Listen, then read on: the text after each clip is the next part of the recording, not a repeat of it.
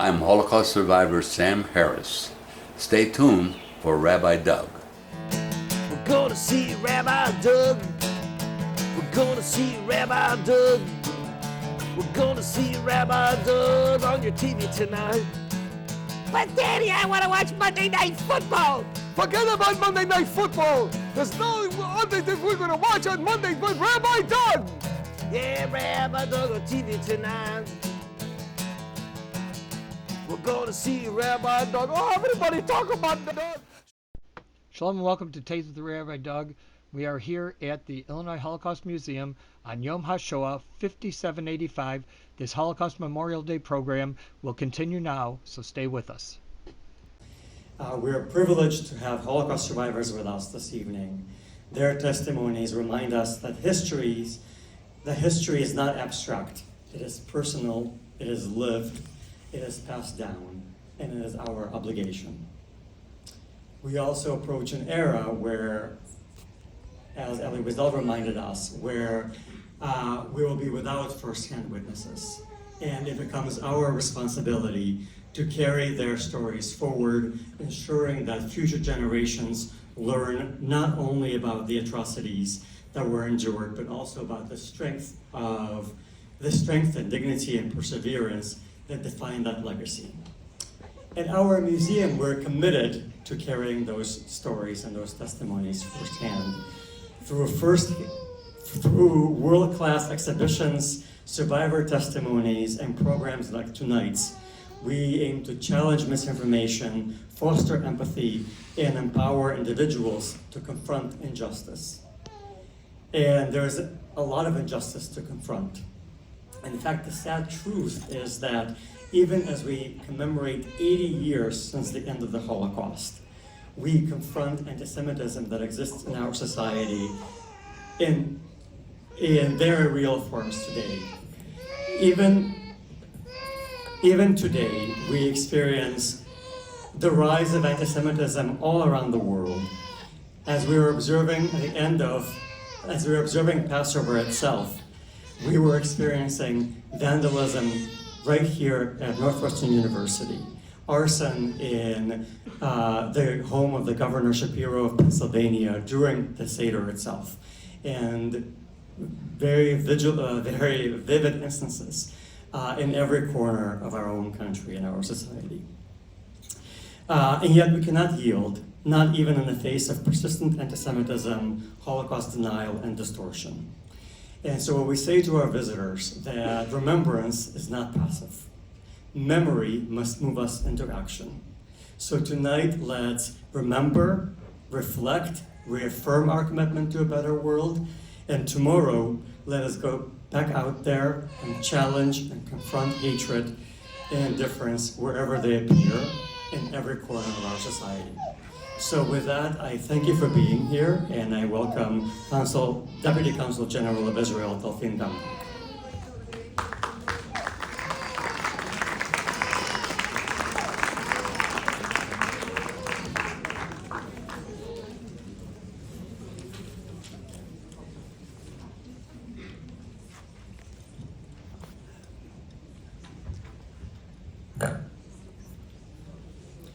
Dear friends, survivors and descendants, good evening.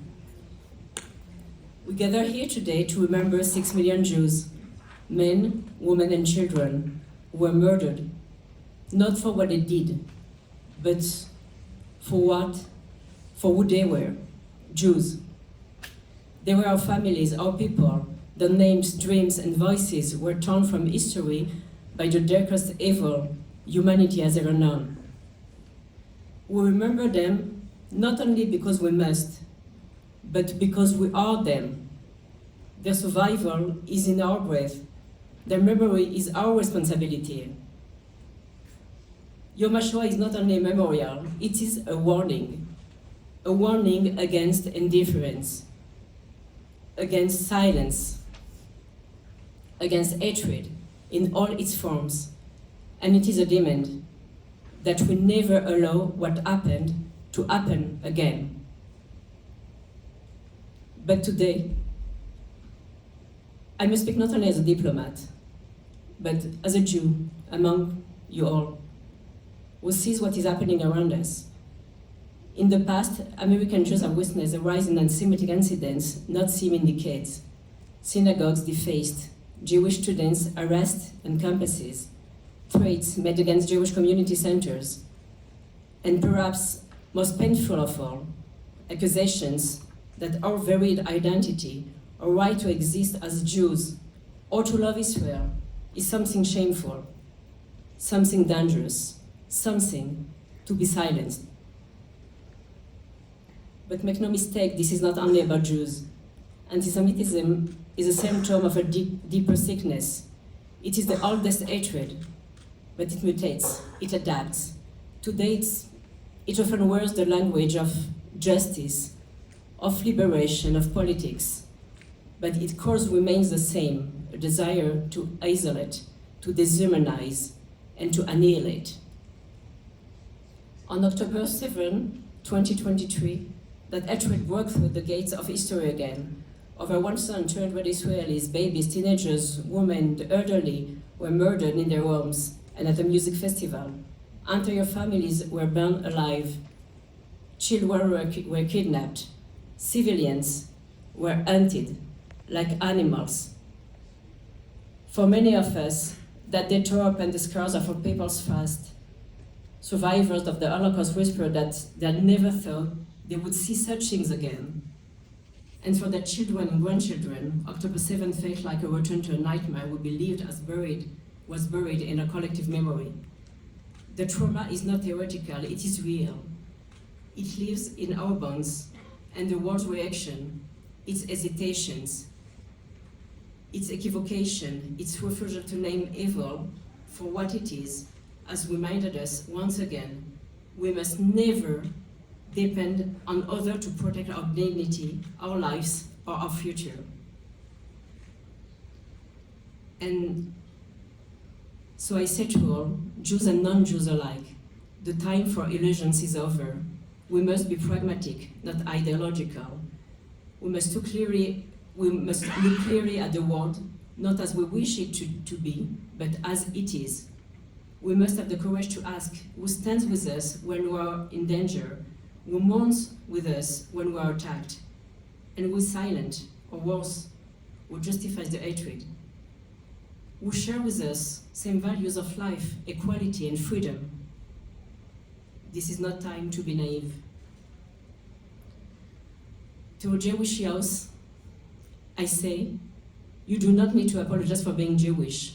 You do not need to hide who you are, your Hebrew name, or your love for Israel. Be proud, be strong, know who you are and where you come from. To our non-Jewish friends, your presence matters, your voice matters. You do not need to be Jewish to stand against anti-Semitism, no, not at all. You need to be just human. When you stand with us, you help hold back the tide of hatred. You help protect the very fabric of democracy, of decency, and truth. We can do it together. We can't do it alone. Thank you.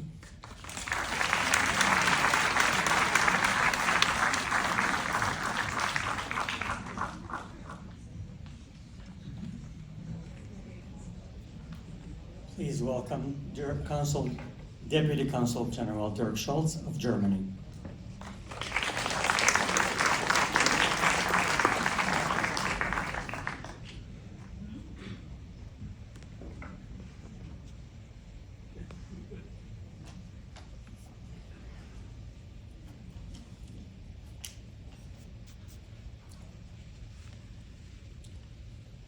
Good evening, everyone. I am honored and grateful to be granted the opportunity to address you on the occasion of the Holocaust and Heroism Remembrance Day here in this wonderful and so important museum. 80 years ago, Auschwitz was liberated. But the Holocaust did not start in Auschwitz. When the Nationalsozialisten, the Nazis, came to power in Germany, persecution and discrimination of Jews already had a long history. in my country and in other countries as well. But it was only after 1933 that anti-Semitism became a crucial element of governmental policy and propaganda in Germany. Pseudo-legitimized by a dictatorial government which brought all branches of the state under its direct influence. This led to the Holocaust with unbearable atrocities associated primarily with towns like Chelmo, Belzec, Sobibor, Treblinka, Majdanek, and Auschwitz, overshadowed by the raging war in Eastern Europe, which Germany started in 1939. This, ladies and gentlemen, must remind us how important it is to preserve strong democratic institutions, and that democracy cannot be taken for granted. Nowhere. Democracy gives limited power, only for a limited time, defined by transparent elections under accepted rules. As Richard J. Daley from Chicago once said, power is dangerous unless you have humility. Balance of power implies that there has to be more than just one power. Executive power, legislative power, and judicial power must respect one another. National and international rules must be accepted, especially in times of crisis. Without respecting these standards, all societies face the risks of conflict and hardship, and minority groups in particular will feel the pressure. This was the case in Germany, with terrible consequences for Jewish people and many others. Although historians have defined many explanations for the decline of German democracy before 1933 and the Holocaust, the extent of the Holocaust still is a fact which is beyond comprehension. The number of 6 million murdered people, the methods applied, the total lack of humanity of the perpetrators, we only can say never again. Israel, the state of Israel, was founded against the background of the Holocaust, to give protection to the citizens inside the state of Israel. And the Israeli army was formed to protect and defend this state. It is obvious that from the very beginning, Germany and Israel had and have still today a very special relationship. And that Germany has a very particular responsibility for the existence of Israel as a state. The German government, of course, continues to condemn the horrific attacks of Hamas on October 7th, 2023, like all the attacks that happened before and after and still today.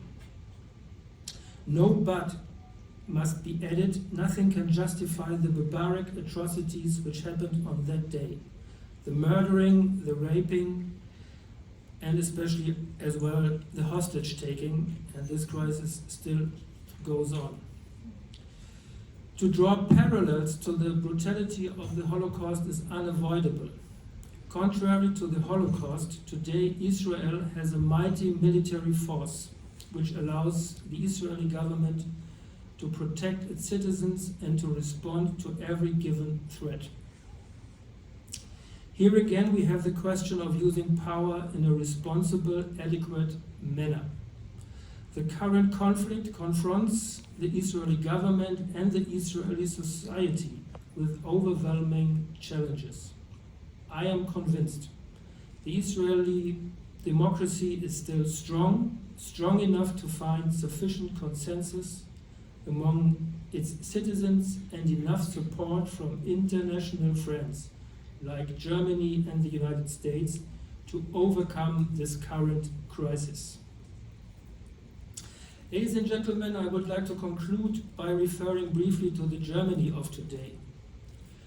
It's a mixed impression. Foreigners visiting Berlin, for example, are usually impressed by the number of memorial sites connected to Nazi Germany. And it's true. Germany has developed a remembrance culture in relation to the Holocaust, which serves for other countries as successful example that a critical confrontation with the dark sides of its history can be achieved, and that this process can develop a healing effect. But, and here the but is necessary, we have to acknowledge as well that currently anti-Semitic incidents are on the rise in Germany. That this happens in other countries as well cannot be an excuse. Germany is a very special case in this regard due to its history and its responsibility. I hope, and I guess you agree, for my country that things will not get worse and that we are not condemned to repeat history. Thank you very much for your attention, and bring them home. Thank you very much.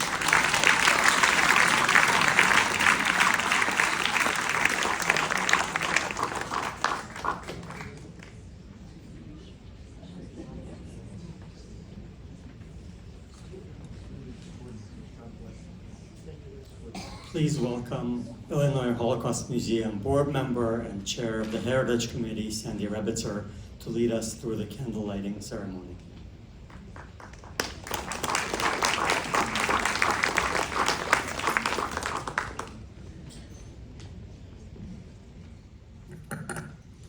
Thank you, Bernard.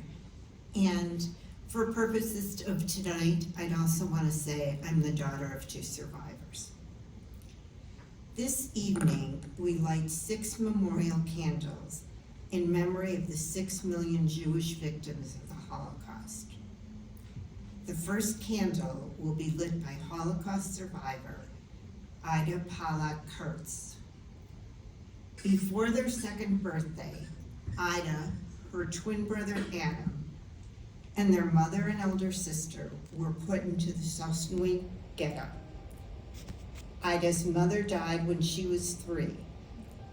She and her brother were separated and taken into hiding with Catholic families.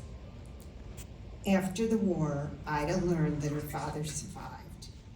They remained in Poland until 1957, when they immigrated to Israel. In 1994, Ida reunited with her twin brother and helped him immigrate to the United States. Lighting the 2nd candle is Holocaust survivor Yvonne Aronson. Born in Brussels, Belgium, Yvonne was taken in at age 2 by a non-Jewish family who sheltered her for 2.5 years. Yvonne's father and aunt were murdered in Auschwitz. Yvonne and her mother immigrated to the United States in 1947, when Yvonne was 8 years old. To light the 3rd candle, we welcome Holocaust survivor Margaret Mishkin, who was born in occupied Belgium in 1941. When Marguerite was a year old, her father was deported to Auschwitz and murdered.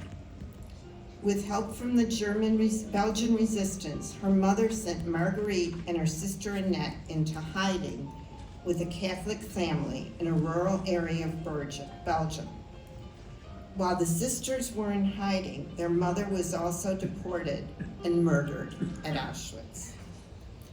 After the war, the sisters were adopted by Rabbi Leonard Mishkin and his wife, Leah Mishkin, and emigrated to Chicago. We welcome Holocaust survivors, and we welcome Sander Goldstein, lighting the 4th candle in memory of his mother, Holocaust survivor Clara Goldstein. Born in northeastern Hungary, Clara was deported to Auschwitz in May of 1944 and later transferred to a sub-camp of Buchenwald to work in an aircraft manufacturing plant. In April 1945, Clara was sent on a death march to Theresienstadt and liberated, along with her 2 sisters, the next month. Clara returned to Hungary married, and had 2 children. After the Hungarian Revolution was crushed by the Soviets in 1956, the family escaped to Austria and then Canada before moving to the United States in 1968. Lighting the 5th candle is Mimi Brin, daughter of Holocaust survivors Shlomo Toporek and Rocco Shalman Toporek. Shalman, who was born in Lask, Poland, survived multiple forced labor camps before being sent to Auschwitz in 1943. Forced with his brother in January 1945 on a death march that lasted several months, Shlomo was near death when he was transported by train to Dachau. The U.S. Army liberated Dachau the next day and provided Shlomo with medical treatment. Rocco from Pena, Poland, escaped the destruction of the ghetto in her town by escaping into the surrounding forest. Rocco and Shlomo met and married in a DP camp in 1947, where they had their first daughter, Miria, now known as Mimi. To light the 6th candle, we welcome World War II veteran Bruce Johnson. Bruce was 18 years old when Pearl Harbor was attacked and the United States entered World War II, and he knew he would be drafted. After training in North Africa, Bruce and his unit were among the first to fight in occupied Europe, liberating towns and villages across Italy from German control. We thank Bruce and all the liberators for their service.